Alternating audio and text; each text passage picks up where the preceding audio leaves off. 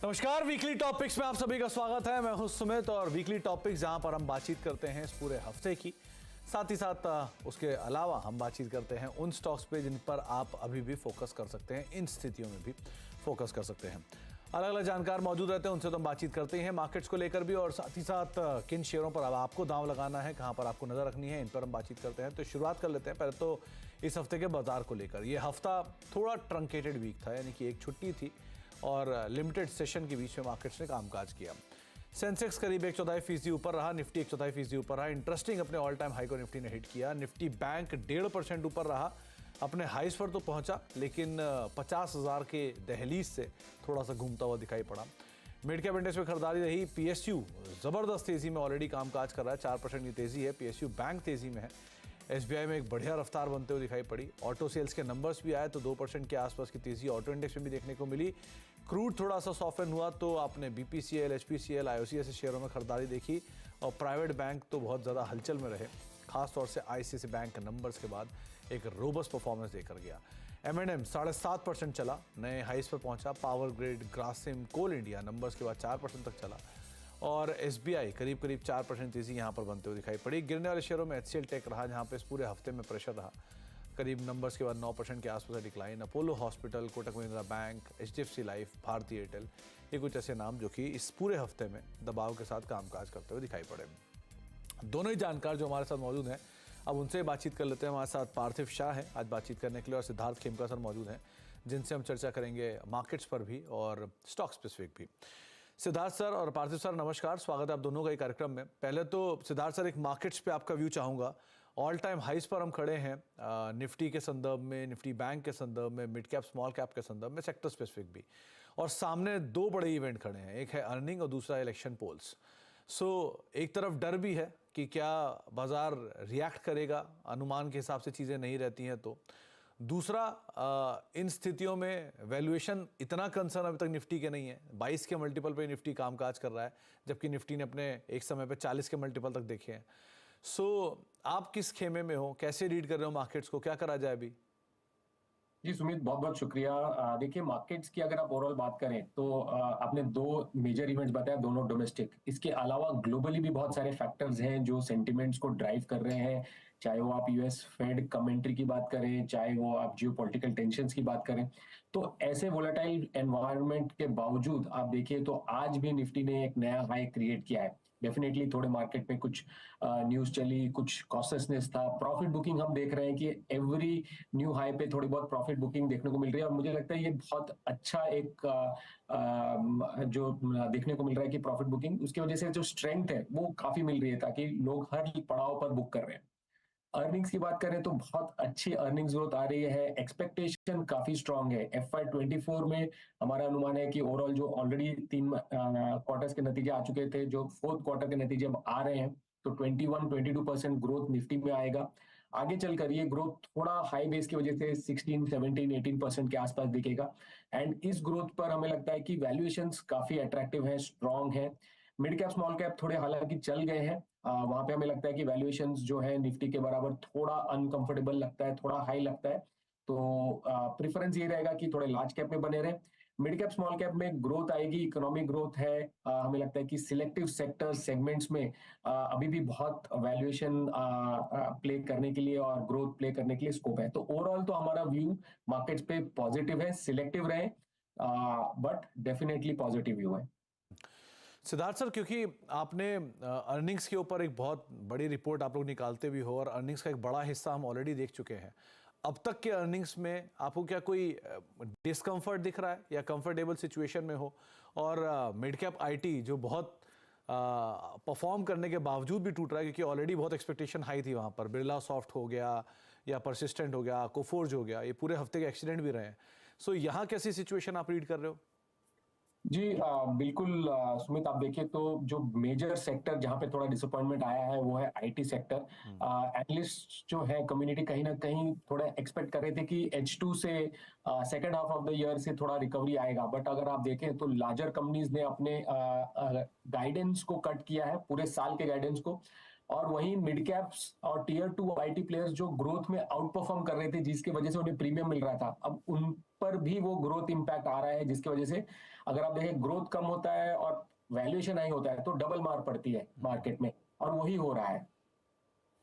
तो ग्रोथ थोड़ी सी कम और वैल्यूएशन महंगे, ये दोनों की दोहरी मार जो है बाजार अभी झेल रहा है, specially mid cap IT. Parthiv sir, आप कैसे रीड कर रहे हो मार्केट्स को, और कितना कंफर्टेबल आपका सिचुएशन है अभी मिड कैप स्मॉल कैप को लेकर, कंसीडरिंग कि कई स्टॉक तो मल्टी बैगर बन ही चुके हैं ऑलरेडी हाल फिलहाल में। पीएसयू जैसे स्टॉक जो कि आमतौर पे हम लोअर सिंगल डिजिट पे देखते थे, वो मीडियम सिंगल डिजिट पे आए कुछ दिनों पहले, अब हायर डबल डिजिट पे पहुंच चुके हैं। सो कैसे रीड कर रहे हो आप पूरे मार्केट्स को अभी? देखिए सुमित जी, हमारा ऐसा मानना है कि जो मिड कैप स्मॉल कैप में पॉकेट्स है वो बहुत ही रिचली वैल्यूड है, और बहुत ही इंपॉर्टेंट हो जाता है कि जिस तरह का अर्निंग्स मोमेंटम हमने पिछले 2 साल में देखा है, specially the mid cap small cap pocket, अगर वो रिपीट नहीं होता है तो आई थिंक हमने हिस्टोरिकली देखा है कि इन तरह की पॉकेट्स जहाँ पे ओवर वैल्यूएशन होते हैं वहाँ पे डी रेटिंग भी होते हैं, thanks to the fact because of the earnings. I will not relate anything like in terms of जो इलेक्शन के रिजल्ट है या तो जियो पोलिटिकल टेंशन है। Mid cap small cap pockets definitely earnings पे ग्रो करते हैं, तो यहाँ पे डेफिनेटली देखना रहेगा, थोड़ा कॉशियस स्टांस रहेगा हमारा यहाँ पे। One of the important reasons being कि हमने देखा है कि इन्फ्लेशनरी ट्रेंड्स जो होते हैं specially in terms of raw material input cost, वहाँ पे आई थिंक हम देख रहे हैं कि काफी आई थिंक रेट्स बढ़ रहे हैं, तो that could have an impact on margins और lot of small and mid cap companies जहाँ पे sensitivity to raw material input cost ज्यादा रहती है, फ्रेट कॉस्ट भी जब बढ़ते हैं, तो वहाँ पे भी हमने देखा है कि ये कंपनीज के अर्निंग्स पे स्पेशली जो अभी रिसेंटली हमने पीक मार्जिन्स विटनेस किए है वहाँ पे इम्पैक्ट आता है। तो आई थिंक ज्यादा प्रेफरेंस रहेगा लार्ज कैप कंपनीज पे। निफ्टी की अगर बात करें तो आपने राइटली बताया कि अराउंड 22 टाइम्स के अर्निंग्स मल्टीपल पे चल रहा है। Historically Nifty ranges between 18 times and 22 times, लेकिन इस बार 22 टाइम्स पे पीक इसलिए नहीं लग रहा क्योंकि काफी सारे निफ्टी के कंपोनेंट्स है या सेंसेक्स के कंपोनेंट्स है कि जहाँ पे अर्निंग्स ग्रोथ अराउंड 20% भी आ सकती है। ऑन एन एग्रीगेट बेसिस हमारा मानना है 15% अर्निंग्स ग्रोथ पे एट 20 टाइम्स मार्केट को काफी रीजनेबल। तो पार्थिव सर, मतलब सेम सवाल जो मैंने अभी सिद्धार्थ सर से पूछा कि एक हाफ वे हम पार कर चुके हैं उसको लेकर, खासतौर से जो अर्निंग्स को लेकर, तो इस अर्निंग्स के हाफ वे के बीच में अब सिचुएशन आपकी कैसी दिख रही है? कितना कंफर्ट में आ गए हो आप मिड कैप स्मॉल कैप में इधर या फ्रंट लाइन इंडेक्स में? बिकॉज आपने रिलायंस जैसे अर्निंग भी देखे एक तरफ, HDFC एसेस भी देखे जहां बॉटम थोड़ा थोड़ा बन रहा है, ICICI की रोबस्ट परफॉर्मेंस भी देखी। सो अभी आप कितने कंफर्टेबल हो अर्निंग्स के लिहाज से? जी, मुझे लग रहा है जो फर्स्ट हाफ के जो अर्निंग्स आए हैं काफी ऐसी कंपनीज थी कि जहाँ पे बहुत ही बड़ा ग्रोथ पेंसिलिंग नहीं था, specially year on year earnings growth, और अभी के जो नंबर्स पेंडिंग है वहाँ पे मुझे लग रहा है कि काफी अच्छी रिकवरी देखेंगे। तो ओवरऑल जो नंबर्स है अर्निंग्स ग्रोथ का सालाना, I think that will be quite healthy. More importantly आपने जो मिड कैप स्मॉल कैप और काफी लार्ज कैप कंपनीज की बात की, काफी में हम देख रहे हैं कि प्राइवेट कैपेक्स जब से किक स्टार्ट हुआ है तो बहुत सारा उनका जो कैपेक्स साइकिल का जो इन्वेस्टमेंट है that is capital work in progress. तो इफ नॉट इन FY25 पूरा परकोलेट नहीं होगा, लेकिन FY26 ऑनवर्ड से देखेंगे कि वो जो एडिशनल कैपेसिटीज है जिस तरह की डिमांड और ग्रोथ है, तो आई थिंक अगर FY25 में अगर 15% अर्निंग्स ग्रोथ फैक्टरिंग करते हैं तो हमें लग रहा है कि FY26-27 में अराउंड 17-18% ग्रोथ फैक्टरिंग कर सकते हैं because of the additional capacity coming in all these sectors. तो डेफिनेटली लॉन्ग टर्म की ट्रेजेक्टरी से बुलिश है। कोई भी झटके की वजह से मार्केट गिरता है तो इन्वेस्टर्स को डेफिनेटली इन्वेस्ट करना चाहिए। तो कोई भी गिरावट मिले तो आप खरीदारी करें, ये आपको राय जरूर दी गई है, लेकिन अर्निंग्स को लेकर सो फार ऐसा कोई डिस्कम्फर्ट मार्केट में नहीं दिखाई पड़ रहा है। अब शुरुआत करते हैं कुछ इंडिविजुअल स्टॉक्स पर, इंडिविजुअल पिक्स को लेकर। सिद्धार्थ सर, आपकी तरफ से पहला नाम। जी सुमित, तो सबसे पहला नाम है वो लार्ज कैप स्पेस में से है और वो है भारती एयरटेल। टेलीकॉम स्पेस में हमने देखा है पिछले कुछ सालों में अच्छी कंसोलिडेशन हुई है, और वो कंसोलिडेशन जो है वो भारती के लिए काफी फेवरेबल हुआ है। ना कि कंपनी मार्केट लीडर बनी, उनके ओवरऑल अगर आप देखें मार्केट शेयर बेटर हुए हैं, उनके फाइनेंशियल्स में काफी इंप्रूवमेंट हुआ है, एंड कई सालों के जो वीक रिटर्न ऑन कैपिटल देखा हमने बिकॉज केपेक्स हैवी था। अब यहाँ पे हमें लगता है कि जो 5G रोल आउट को लेकर केपेक्स था वो ऑलमोस्ट ओवर हो गया है, और अब आगे चलकर यहाँ से हमें लगता है कि फ्री कैश फ्लो जनरेशन थोड़ा बहुत इंप्रूव होगा, जिसकी वजह से बैलेंस शीट और काफी इंप्रूव होगी। सबसे इम्पोर्टेंट जो है वो है कि अब हमें लगता है कि अब टैरिफ हाइक्स जो है 5G रोल आउट को लेकर जो इंप्रूवमेंट हुए हैं वो नेक्स्ट कपल ऑफ क्वार्टर्स में होने चाहिए, जिसकी वजह से एबिटा में 12 से 15% इंक्रीज होंगे। तो हमें लगता है कि ये जो ओवरऑल फेवरेबल मार्केट कंस्ट्रक्ट है टेलीकॉम स्पेस में, उसका भारती को सबसे ज्यादा बेनिफिट मिलेगा।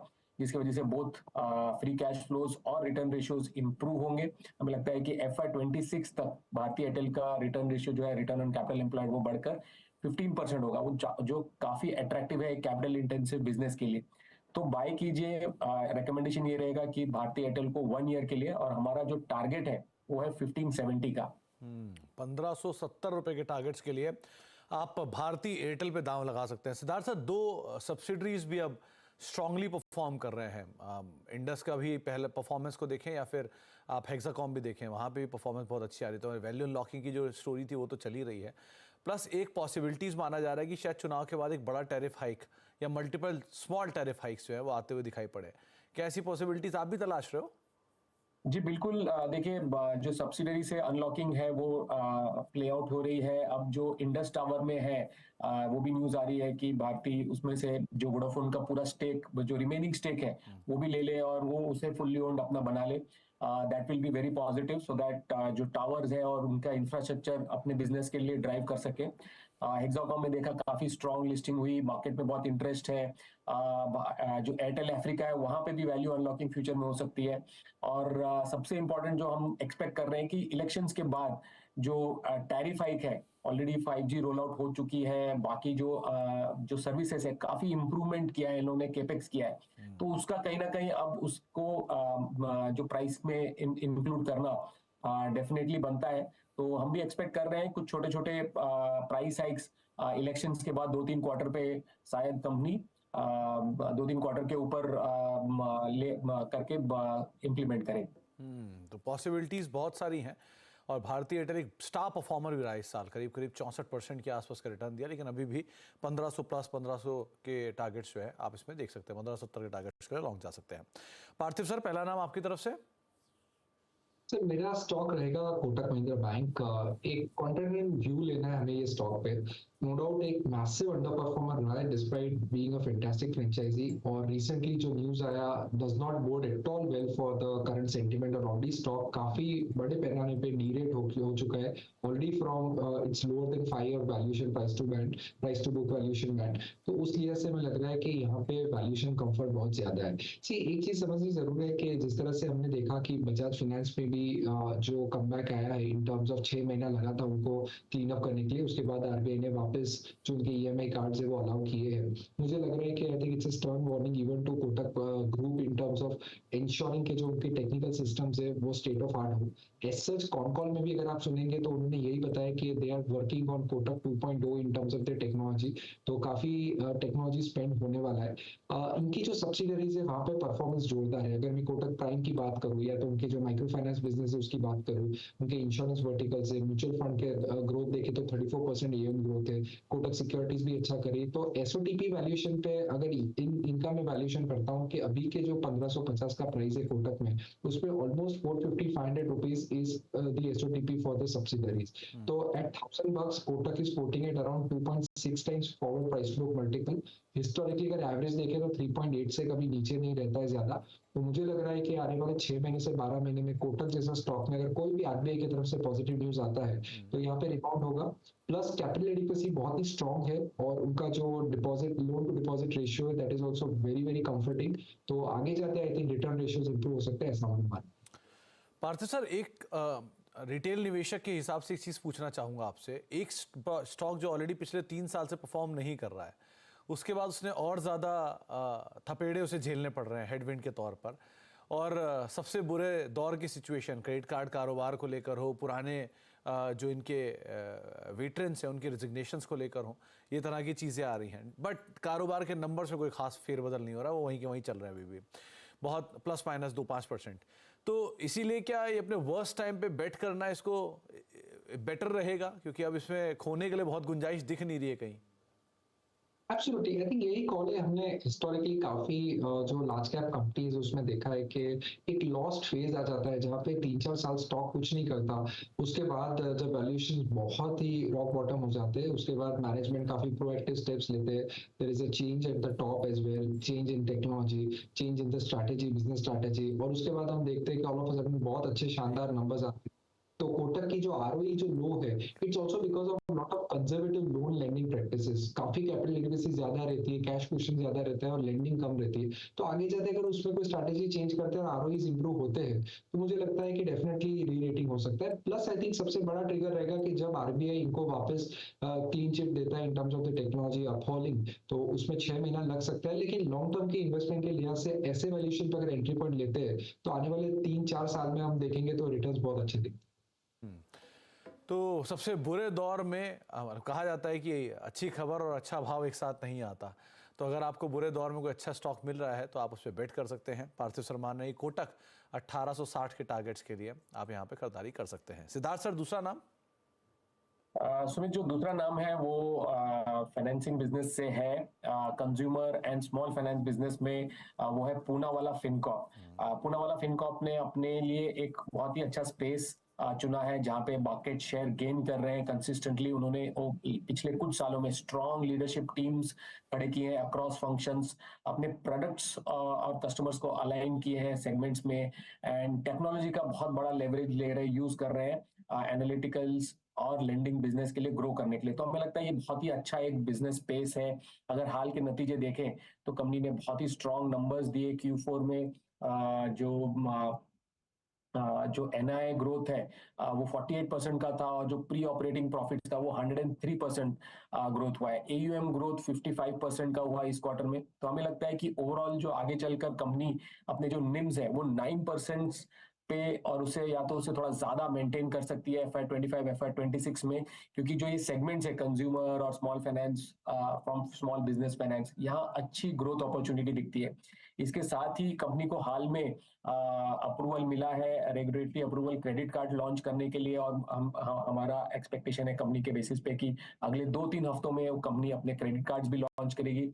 इन्होंने पार्टनर किया है इंडसइंड बैंक के साथ, को ब्रांडेड क्रेडिट कार्ड करेंगे, एंड ये जो है पूनावाला ये सोर्स करेंगे credit cards for the bank and they will receive commissions. तो ये एक नया जो आप सोचिए रेवेन्यू जनरेटिंग इनकम सोर्स बनता है उनके लिए। तो ओवरऑल आगे चल के हमें लगता है जो लॉन्ग टर्म ग्रोथ गाइडेंस है कंपनी का 35 to 40% AUM ग्रोथ का है, जिसकी वजह से पैट में, नेट प्रॉफिट में 30 to 35% ग्रोथ देखने को मिला। ये काफी स्ट्रॉन्ग ग्रोथ है फॉर एन NBFC। एंड इसके साथ ही जो देखने की बात है कि जो NPAs है वो काफी सॉफ्ट और लो रहेंगे। GNPAs जो हमें लगता है वो 1.3 से 1.8 के बीच में रहनी चाहिए, जो कंपनी ने अपने गाइडेंस दिया है, और net NPAs will be less than 1, so 0.5 to 0.9 का गाइडेंस दिया है। And with the kind of NIMS, ROAs जो है वो 4% प्लस के गाइडेंस में और ग्रोथ दिखता है, जिसकी वजह से हमें लगता है कि ये जो ओवरऑल NBFC स्पेस में है जहां बहुत कंपनी स्ट्रगल कर रहे हैं, जो रिटेल और कंजम्पशन स्पेस में पूनावाला ने वो एंट्री करके अच्छी मार्केट शेयर ली है, अच्छी ग्रोथ दिखाई है, और आगे चलकर भी ये ग्रोथ मेंटेन रहेगा। तो इसको देखते हुए हमारा बहुत ही पॉजिटिव व्यू बनता है पूनावाला पे। हमारा 1 ईयर टारगेट जो है वो है 570 का, तो डेफिनेटली रेकमेंड करेंगे पूनावाला फिनकॉर्प। तो पूनावाला फिनकॉर्प एक बड़ा फेरबदल कंपनी की मैनेजमेंट टीम के अंदर भी हुआ था और उसके बाद से रिजल्ट आने शुरू हुए। वैसे ही मल्टीबैगर रहा है, लेकिन आगे भी 570 रुपए के पोटेंशियल अपसाइड के लिए सिद्धार्थ सर को पसंद आ रहा है। पार्थिव सर, दूसरा नाम आपकी तरफ से? मेरा दूसरा स्टॉक रहेगा सुंदरम फास्टनर्स। एक शानदार कंपनी, एक शानदार ग्रुप से, TVS ग्रुप से। और अच्छी बात यह है कि उनके जो डिफरेंट प्रोडक्ट्स है, जैसे कि हाई टेंसाइल फास्टनर्स, जो अभी हम जानते हैं कि रिन्यूएबल एनर्जी पे इतना सारा थ्रस्ट है, गवर्नमेंट का भी इतना सारा अग्रेशन है, और 500 गीगावाट्स की बात हो रही है बाय 2030। तो सुंदरम फास्टनर्स के फास्टनर्स वहाँ पे मार्केट लीडर्स है। प्लस ऑटोमोटिव के अंदर जो फास्टनर्स लगते हैं वहाँ पे भी उनकी शानदार पकड़ है। एरोस्पेस एविएशन में भी उनका काफी अच्छा मार्केट शेयर है। और हम जानते हैं कि ईवी में से भी उनको बहुत अच्छे ऑर्डर्स मिले, और इंडिया में जिस तरह की कंपनीज ईवी के निवेश की बात करिए, जैसे कि टेस्ला है, लाइक वियतनामीज कंपनी है विनफेंस, वो भी बात करिए कि इंडिया में इन्वेस्ट करे, तो मुझे लगता है कि लोकलाइजेशन पे भार रहेगा। जिससे हमने देखा है कि सुंदरम फास्टनर्स ने जो टारगेट दिया है कि ये साल अराउंड 300 करोड़ का कैपेक्स करेंगे, और तमिलनाडु गवर्नमेंट के साथ भी उन्होंने ऑलमोस्ट 1700 करोड़ का एक MOU किया है, जहाँ पे नई फैक्ट्रीज लगाएंगे all over Tamil Nadu in terms of catering to the auto ancillary side of the business also. तो मुझे लग रहा है कि आई थिंक एक बहुत ही अच्छे स्वीट स्पॉट पे अवेलेबल है। 24,000 करोड़ का मार्केट कैप है, ज्यादा डेट नहीं है, debt to equity is just 0.11 और इतना कैपेक्स है कंपनी में और मार्जिन बहुत ही शानदार है। तो मुझे लगता है कि अच्छी कैपिटल एलोकेशन वाली companies specially in the manufacturing sector में इन्वेस्टर्स को आई थिंक आने वाले 5 साल के लिए अपने पोर्टफोलियो में शामिल करनी चाहिए और रखनी चाहिए, तो बहुत ही शानदार रिटर्न बन सकते हैं। तो सुंदरम फास्टनर दूसरा नाम है जिसके ऊपर आप बेट कर सकते हो। एंसिलरी स्पेस में 1370 रुपए के टारगेट्स के लिए इसके ऊपर आप नजर बना के रख सकते हैं। 4 स्टॉक्स पे चर्चा हो चुकी है डाइवर्सिफाइड फील्ड से। कुछ और स्टॉक्स भी हैं, उन पे बातचीत करते हैं। एक छोटा सा ब्रेक लेते हैं, ब्रेक के बाद लौटते हैं। दोनों जानकार हमारे साथ बने रहेंगे। टॉपिक्स और वीकली टॉपिक्स में हम बातचीत करते हैं इस पूरे हफ्ते के बाजार को लेकर भी, और साथ ही साथ हमारे साथ 2 जानकार सिद्धार्थ सर भी मौजूद हैं, पार्थिव शाही मौजूद हैं। उनसे हम बातचीत कर रहे हैं उनकी फेवरेट पिक्स या टॉप पिक्स के बारे में भी, जहां के ऊपर जिन पर आप अभी बेट कर सकते हैं। 4 स्टॉक पे ऑलरेडी बात हो चुकी है, 2 और स्टॉक्स पर बेट करना बाकी है। तो सिद्धार्थ सर, आपकी तरफ से तीसरा नाम। जी सुमित, जो तीसरा नाम है वो Indian cables and wires industry से है, वो है केईआई इंडस्ट्रीज। हमें लगता है कि जो केबल्स एंड वायर इंडस्ट्री है इसमें काफी ग्रोथ पोटेंशियल है। पिछले कुछ सालों में जो डोमेस्टिक मार्केट है वो 14% पर ग्रो कर रहा है। एक्सपोर्ट्स भी बढ़कर अब 16% CAGR पे है, जिसकी वजह से जो अगर आप देखें तो इंडिया एक नेट एक्सपोर्टर कंट्री बन गई है केबल्स एंड वायर्स में। जो की ट्रिगर्स हैं ग्रोथ के लिए वो है residential growth, commercial real estate, rural electrification, move towards renewable energy. तो इन सब रीजंस की वजह से जो overall cables and wire segment में काफी ग्रोथ देखने को मिला है और हमें लगता है कि बहुत अच्छा अपॉर्चुनिटी साइज भी है। इसमें अगर आप देखें तो केईआई का बड़ा स्ट्रॉन्ग ब्रांड नेम है। इंडिया में उनके market share around 9 to 10% market share है। एंड जो रिटेल सेगमेंट है वहां बड़ा फोकस है केईआई का। पिछले कुछ सालों में कंपनी ने अपना जो कंट्रीब्यूशन है रिटेल सेल्स से वो 30% से बढ़ाकर 47% पे ले आया है और आगे चल के उसे और टारगेट कर रहा है कि 50% प्लस हो जाए। अभी हाल में रिजल्ट्स आए हैं, नतीजे काफी स्ट्रॉन्ग नंबर्स आए हैं केईआई के। जो आज सुबह हम आज ड्यूरिंग द मार्केट आज आए। अगर आप देखें तो रेवेन्यू ग्रोथ 19% का था Q4 में। जो वायर्स एंड केबल सेगमेंट है उसमें 53% ग्रोथ, उसमें 18% ग्रोथ देखा और EPC बिजनेस में 53% ग्रोथ देखा। तो अक्रॉस सेगमेंट्स अच्छी ग्रोथ देखने को मिल रही है। आगे जाकर हमारा अनुमान है कि कंपनी में 25% अर्निंग्स ग्रोथ देखने को मिलेगा अगले 2 सालों में। फ्री कैश फ्लो जनरेशन कर रहा है जिसकी वजह से बैलेंस शीट काफी स्ट्रांग है और कंपनी एक नेट कैश पॉजिटिव कंपनी है। रिटर्न रेशियोज 20% प्लस है। एंड इन सब की वजह से अगर आप देखें तो गवर्नमेंट का जो ओवरऑल फोकस है make in India, manufacturing, PLI schemes, जो इंसेंटिव्स, इनके वजह से ये केबल्स एंड वायर सेगमेंट को भी बेनिफिट मिलेगा। तो बहुत ही पॉजिटिव व्यू है, बाय करिए। हमारा टारगेट प्राइस है 5,000 रुपीज। 5,000 के टारगेट्स के लिए आप केईआई इंडस्ट्रीज पे बेट कर सकते हैं। एक इंटरेस्टिंग फैक्ट ये भी है कि अगर आपने 2013 में इस कंपनी के अंदर कहीं 10,000 रुपए लगाए होते तो 2023 तक आते आते वो रफली 29 लाख रुपए बन चुके होते। इस तरह का एग्जॉर्बिटेंट रिटर्न तो ये ऑलरेडी स्टॉक दे चुका है, लेकिन अभी भी इसमें जिस तरह के नए रीनोवेशन हो रहे हैं, रीइन्वेंशन हो रहे हैं, नए प्रोडक्ट्स पे कामकाज कर रहे हैं, उसके आधार पर आप इसमें 5,000 रुपए तक के और नए पोटेंशियल अपसाइड खुलते हुए देख सकते हैं। पार्थिव सर, आपकी तरफ से तीसरा नाम। तीसरा नाम ITC रहेगा। बेसिकली ऐसे मार्केट माहौल में जहाँ पे आगे जाते वॉलेटिलिटी बढ़ सकती है या तो एक करेक्शन की उम्मीद है, तो ITC एक ऐसा स्टॉक है जो पोर्टफोलियो में काफी रेजिलियंस लाता है। एक तो बहुत ही अच्छा कंफर्ट है in terms of price to earning multiple, around 26 times forward PE पे चल रहा है, जो अभी भी अंडर परफॉर्मिंग सेक्टर के FMCG के दूसरे जो स्टॉक है उससे ऑलमोस्ट 20 to 25% डिस्काउंट पे अवेलेबल है। अच्छी बात यह है कि अगर मैं उनके दूसरे अलग अलग बिजनेसेस के ब्रेकअप की बात करूँ तो FMCG में despite the lacklustre performance industry wide, और रूरल में तो हम जान रहे हैं काफी डिस्ट्रेस है, तो उस लिहाज से आई थिंक यहाँ पे परफॉर्मेंस काफी इंप्रूव हुई है और उन्होंने 7.6% का year on year kind of revenue growth दिखाया है और वॉल्यूम ग्रोथ भी काफी स्टेबल है ये कंपनी के लिए। तो it seems that they are definitely taking a lot of market share in the FMCG segment और यहाँ पे हर क्वार्टर में हम देखते हैं कि उनके जो EBIT मार्जिन है वहाँ पे अच्छी इंप्रूवमेंट आ रही है। सिगरेट बिजनेस की बात करें तो यहाँ पे आई थिंक वॉल्यूम ग्रोथ काफी शानदार और स्टेबल रहा है और ये सबसे ज्यादा कैश जनरेटिंग बिजनेस है आईटीसी के लिए। और ये डिवीजन है थैंक्स टू द फैक्ट कि ज्यादा टिंकरिंग नहीं हुई गवर्नमेंट की तरफ से इन टर्म्स ऑफ टैक्सेशन, तो यहाँ पे ग्रोथ काफी अच्छी बरकरार है। Hotel sector I think it is out performing extremely well for this company. 32% के एबिटा मार्जिन है और रेवेन्यू पर एवरेज ऑक्यूपाइड रूम अगर देखें तो वहाँ पे भी बहुत अच्छी ग्रोथ की वृद्धि है और आगे जाते भी यहाँ पे आउटलुक अच्छा है। डीमर्जर से काफी वैल्यू अनलॉकिंग होगी। Agri business is stable, paper board business also doing reasonably well. तो मुझे लग रहा है ITC can easily deliver an earnings growth of 15% के अगर ओवर द नेक्स्ट 3 इयर्स, तो उस लिहाज से मुझे लग रहा है 3 साल में अच्छे रिटर्न्स मिल सकते हैं। तो पार्थिव सर, क्या वो ब्लॉक का जो ओवरहैंग था वो खत्म हो गया मान के चलें इसमें?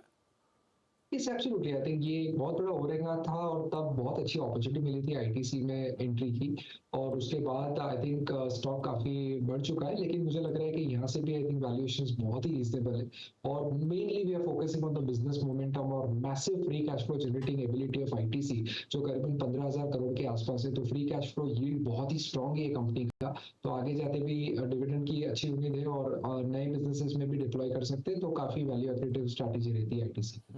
तो आईटीसी 525 रुपए के टारगेट्स के लिए आप इसके ऊपर बेट करके चल सकते हैं। पार्थिव सर की तरफ से तीसरा कॉल आता हुआ दिखाई पड़ा है। तो 3 स्टॉक्स दोनों ही जानकारों ने दिए हैं, एक एक करके तीनों ही स्टॉक्स के ऊपर या 6 स्टॉक्स के ऊपर एक बार नजर डाल लेते हैं कौन कौन से स्टॉक्स हैं। शुरुआत कर लेते हैं सबसे पहले सिद्धार्थ सर के एक पोर्टफोलियो के साथ, या कौन कौन से स्टॉक्स पे उन्होंने बेट किया है। सिद्धार्थ सर ने सबसे पहले नाम लिया है भारती एयरटेल का। 1570 रुपए के टारगेट्स के लिए आप इसके ऊपर नजर बना के रख सकते हैं। एक अच्छे अपसाइड और खुल सकते हैं, मल्टीपल ट्रिगर्स है। पूना वाला फिनकॉप अच्छे नंबर्स आए हैं और नंबर्स का टेलविंड्स के साथ चल ही रहा है, प्लस स्ट्रॉन्ग मैनेजमेंट भी है, उसको भी आप आधार मानेंगे। केईआई इंडस्ट्री अच्छी चाल तो इसमें आई है, प्लस डिलीवरी भी लगातार चली रही है। तो 5,000 रुपए के टारगेट्स के लिए आप केईआई इंडस्ट्री के ऊपर भी बेट कर सकते हैं। लाइकवाइज अगर कुछ और स्टॉक्स के ऊपर बात की जाए तो कोटक महिंद्रा बैंक एक अच्छी वैल्यू बाय हो सकती है इस तरह की सिचुएशंस के आधार पर। सुंदरम फास्टर 1370 रुपए के टारगेट्स के लिए आप देख सकते हैं और आईटीसी 525 के टारगेट्स के लिए इसके ऊपर भी आप बेट कर सकते हैं। बहुत बहुत शुक्रिया सिद्धार्थ सर आपका भी और पार्थिव सर आपका भी हमारे साथ मौजूद रहने के लिए और सभी शेयरों पर बाजार पर अपनी राय रणनीति हमसे शेयर करने के लिए। एक ब्रेक का वक्त है और ब्रेक के आगे भी खबरों का सिलसिला लगातार बना रहेगा। वीकली टॉपिक्स में इतना ही। नमस्कार।